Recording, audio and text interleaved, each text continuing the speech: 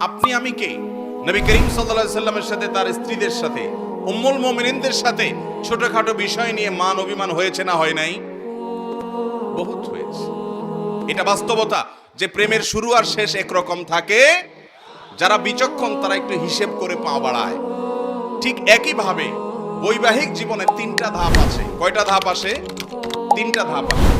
বিবাহের পরপর ভালো হোক আর মন্দ হোক, প্রথম প্রথম নতুন জামাই বউ অনেক মহব্বত আদান প্রদান করে, অনেক ভালোবাসা, অনেক স্বপ্ন, অনেক প্রতিজ্ঞা, অনেক ওয়াদা, অনেক কমিটমেন্ট, অনেক প্রমিস, অনেক ভালোবাসার বিনিময় হয় বিয়ের পরপর।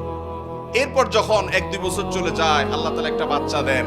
ওই বাচ্চা রাত্রে ডিস্টার্ব করে, মা উঠতে দেরি হয়েছে, বাপে ধমক দেয়। এরপরে আস্তে আস্তে দূরত্ব তৈরি হয়। ওই বাচ্চা আরেকটা বড় হয়, আরেকটু বড় হয়, আরেকটা হয়। এরপরে নানা রকম ঈর্ষণীয় মনোমালিন্য হয়। মায়ের কথা শুনে ছেলে খেপে, অথবা বউ তার শাশুড়ির কথা শুনে খেপে। আস্তে আস্তে আস্তে আস্তে আস্তে টুনটান হতে হতে যখন সংসারটা একটু ভারী হয়, ছেলে মেয়ে হওয়া শুরু করে, 2-3 বছর হয়ে যায়, ও যে ঘোরটা কেটে যায়। সহজ কথা হলো, বিবাহের পরে প্রথম প্রথম যে ঘোরটা থাকে, ওই ঘোরটা কি কেটে যায়।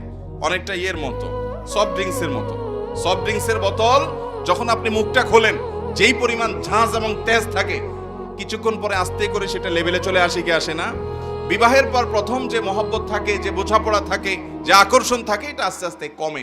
যখন কমে, এরপর আসল রূপটা দেখা যায়। ওই যে মহব্বত উতরাইছিল একটু আগে বা কিছুদিন আগে, সেই মহব্বতের আসল রূপটা ছেলেও দেখতে পায়, মেয়েও দেখতে পায়। শুরু হয় এবার তুমুল আকারে ঝগড়া, ফাসাদ, গন্ডগোল। এটা বাস্তবতা হয়। এরপর বৈবাহিক জীবনের একেবারে শেষের দিকে যখন চলে যায়, তখন আবার ওই প্রথম সময়টা কিন্তু ফিরে আসে। অর্থাৎ বুড়া বুড়ি টোনাটুনির সাথে সম্পর্কটা খুব ভালো থাকে। আপনি আমাদের এই সমাজে জোয়ান জামাই বউ যেরকম মারামারি লেগে থাকে, গন্ডগোল লেগে থাকে, মুরব্বী চাচাদেরকে বুড়া বুড়ি এরকম গন্ডগোল লাগালাগি করে এবং চুলাচুলি করে, এরকম খুব বেশি দেখেন? একেবারেই নাই। ওই মাঝামাঝি পর্যায়ে যা হয় না হয়, শেষের দিকে আবার মহব্বত অনেক হয়। নদীর এপারে কিছুটা শান্ত, ওই পারে কিছুটা শান্ত, মাঝখানে উত্তাল তরঙ্গ। ওই তরঙ্গ দেখে অনেকে ভুল করে এবং তরি ডুবিয়ে দেয়, আর ওই কুল পর্যন্ত যেতে পারে না। আর যে বিচক্ষণ, সে জানে যে এরকম চড়াই উতরাই হবে দাম্পত্য জীবনে, বোঝাপড়ার গরমিল হবে, গন্ডগোল ফাসাদ হবে, এগুলোর সব ওভারকাম করতে হবে। একটা সময় আমার শান্তি আসবে। বিশেষ করে মা বোনদের একটা সমস্যা হলো যে পরের ঘর করতে গিয়ে নানা রকম ঝামেলা তৈরি হয়। তখন তারা কি করে, না এসব আর করবো না, আমি চলে যাই। এভাবে যে বেশিরভাগ মেয়ে পরবর্তীতে আফসোস করতে হয়। আর এই কারণে দাম্পত্য জীবনের সুখের দ্বিতীয় মন্ত্র হলো সবর এবং শুকর। এই দুইটা অভ্যাসকে নিজের জীবনে আনতে হবে।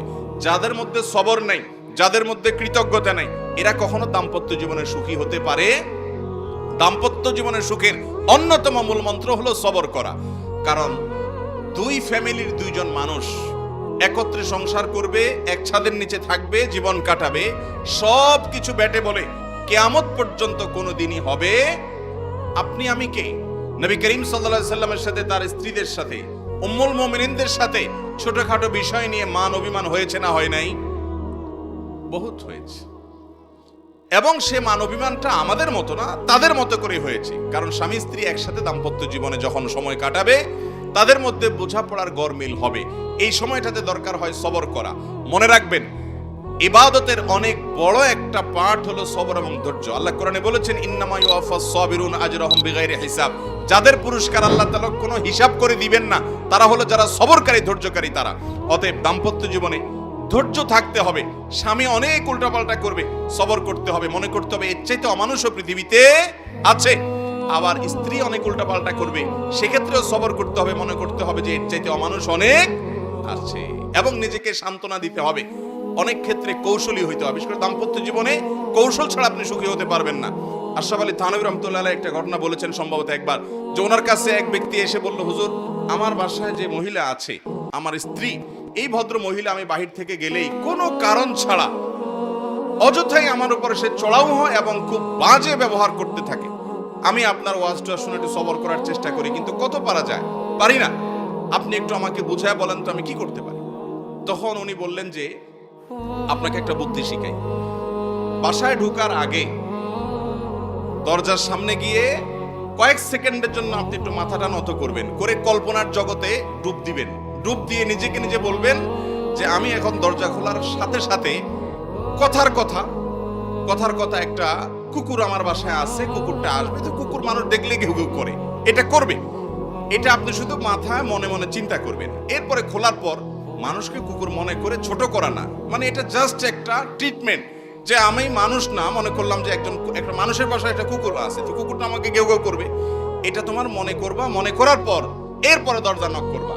বউ খোলার পর যদি তোমার সাথে ঘেউ ঘেউ করে, তুমি সাথে সাথে ওই যে তোমার ধ্যান কল্পনার জগতে ডুব দিবা। ডুব দিয়া তোমার স্মৃতিতে আনবা যে একটা কুকুর, আমি রাস্তা দিয়ে যাচ্ছি বা কোথাও গেছে, এখন ঘেউ ঘেউ করতেছে, তো কুকুর ঘেউ ঘেউ করলে আমার সমস্যাটা কি, এটা তুমি মনে করবা। তো স্বামী বাসায় গেছে, যা দরজা খুলছে, দরজা নক করার আগে ওইরকম কল্পনা করছে, স্ত্রী দরজা খুলছে, যথারীতি জামা কাপড় খোলার পর শুরু হয়ে গেছে বিশ্বযুদ্ধ, ঠুস ঠুস শুরু হয়ে গেছে। যখন এগুলো শুরু হয়ে গেছে, ভদ্রলোক সাথে সাথে চোখ বন্ধ করে ওই ধ্যান করা শুরু করে দিছে, যে হুজুর বলে দিছে যে আমার তো এরকম একটা পরিস্থিতি আমি কল্পনা করতে হবে। করলো, তো করার পরে লোকটা হেসে দিছে। ও চিন্তা করলে ব্যাপার কি, প্রতিদিন হামলা পাল্টা হামলা হয়, গোলা বারুদ এখান থেকে গেলে ওখান থেকেও কিছু আসে, আজকে দেখে এটা মিটমিট করে হাসে, কাহিনী কি? স্ত্রীর তো মেজাজ আরো গরম হয়ে গেছে, সে যত গরম হয় এ দেখে আরো বেশি হাসে। তখন বলল, ধরছে একটু ঠান্ডা হয়ে, স্ত্রী দেখছে না, রাগারাগি করতে হচ্ছে না, বলো কাহিনী কি বলো। স্বামী তো বলে না, একটা পর্যায়ে বলে দিছে যে আসলে হুজুর আমাকে এটা শিখাই দিছে, এরপর থেকে আমার কাছে তোমার সব রাগ ঝাগ বকা ঝকা এগুলো সব আমার কাছে একেবারে পান্তাবাদের পানি মনে হয়, আমার বরং আরো হাসি আসে। এর পরদিন থেকে আর ওই ভদ্রলোক বাড়িতে ঢুকলে বউ বেচারা ঝগড়া করতে গেলেও আবার গলা থেকে ফেরত চলে যায়, কারণ ঝগড়া করলেই তো কল্পনা এসে অন্য কিছু হবে। এই কথা শুধু মহিলাদের জন্য বলছি, মা বোনদের রাগ করার কোনো কারণ নাই। একই কথা পুরুষদের বেলায়ও হতে পারে, অনেক পুরুষ আছে এরকম ছেঁচড়ার মতো গেউ গেউ করে কি করে না, তো তাদের বেলায় যদি মহিলারা এই একই পদ্ধতি অ্যাপ্লাই করেন, ইনশাআল্লাহ অন্তত ওই গেউ গেউটা থামানোর জন্য ওষুধের কাজ দিবে। তো খোলাসা কথা হলো, সবর থাকতে হবে। রাগ হলে পাল্টা রাগ দাম্পত্য জীবনে কখনো সুখ আসার কারণ হয় না। দাম্পত্য জীবনে স্বামী হোক আর স্ত্রী হোক, ধৈর্য ধারণ করতে না পারলে কখনো শান্তি পাওয়া যায়, ধৈর্য ধারণ করতে হয়। নবী করিম সাল্লাল্লাহু আলাইহি ওয়াসাল্লাম জীবনে অনেক ঘটনা ঘটেছে, এর আগে আমি একাধিকবার বিভিন্ন জায়গায় বলেছি। আয়েশা রাদিয়াল্লাহু তাআলা আনহা ঘরে ছিলেন, তিনি, তার নিয়ম ছিল যে স্ত্রীর ঘরে থাকতেন, রান্না বাড়া তিনি করতেন। অন্য স্ত্রী এক বাটি খাবার দিয়ে একটা কাজের মেয়েকে পাঠাইছেন, খাদ্দামাকে, কৃতদাসীকে পাঠিয়েছেন এক বাটি খাবার দিয়ে, তরকারি দিয়ে ধরেন। তো ভালো বুড়া রান্না করেছেন, রাসূলের জন্য পাঠাইছেন। আয়েশা রাদিয়াল্লাহু তাআলা আনহা দরজা খুলে দেখলেন যে কাজের মেয়ে তরকারি নিয়ে আসছে আরেক স্ত্রীর ঘর থেকে। এই টাইমে যে কোনো মানুষই, যে কোনো মহিলারই মাথা গরম হওয়ার কথা, আমার বাসায় আজকে উনি থাকবে, আমি যা খাওয়াবো, তুমি আবার ওখান থেকে এক বাটি দিয়ে ভালো হওয়ার চেষ্টা করতেছো। উনি বাটিটা ধরে ছুঁড়ে ফেলে দিলেন, বাটির সব তরকারি তো গেছে, বাটিও দুই টুকরা হয়ে গেছে। এই দৃশ্য নবী করিম সাল্লাল্লাহু আলাইহি ওয়াসাল্লাম দেখার পর উনি বাইরে হয়ে আসলেন, যা উঠান থেকে নিজের হাতে সে ভাঙা বাটিটা নিয়ে আসলেন। আনার পর একই শেপের একই ধরনের আরেকটা বাটি এই ঘরেও ছিল, আসলে তার ঘরে, ওই খালি বাটিটা নিয়ে কাজের মেয়ের হাতে দিয়ে বললেন, এটা নিয়ে ওই বাসায় চলে যাও এবং খবরদার মুখে তালা, এখানে কি ঘটেছে এর কোনো কথা বলা যাবে না, শুধু বাটিটা সেখানে ফেরত দিবা। ওখানে বাটিটা ফেরত দিছি, যিনি পাঠিয়েছেন তিনি মনে করেছেন যে কি, যে তরকারি রেখে কত সুন্দর করে ধুয়ে সাফ করে আবার বাটিটি দিয়েছে, তিনি অনেক খুশি। এই হাদিস বর্ণনা করার পর কোন মুহাদ্দিস, কোন হাদিস বিশারদ, কোন হাদিসের শেষে এটুকু অতিরিক্ত বর্ণনা করতে পারেন নাই যে নবী করিম সাল্লাল্লাহু আলাইহি ওয়াসাল্লাম আয়েশা তাআলাকে ডেকে দুই চারটা ধমক দিয়েছেন। আপনি আমি যদি হইতাম এই জায়গায়, আর কিছু না হোক ওর দিকে তাকায়া অন্তত বিরক্তির সুরে এটুকু তো বলতাম যে এটা কাজ করলা, তুমি বাটিটা ভেঙে ফেললা, তুমি তরকারি না নিতে বাটিটা ভেঙে ফেললা। নবী করিম সাল্লাল্লাহু আলাইহি ওয়াসাল্লাম একটি কথাও বলেছেন বলে কোনো বর্ণনায় পাওয়া যায় না।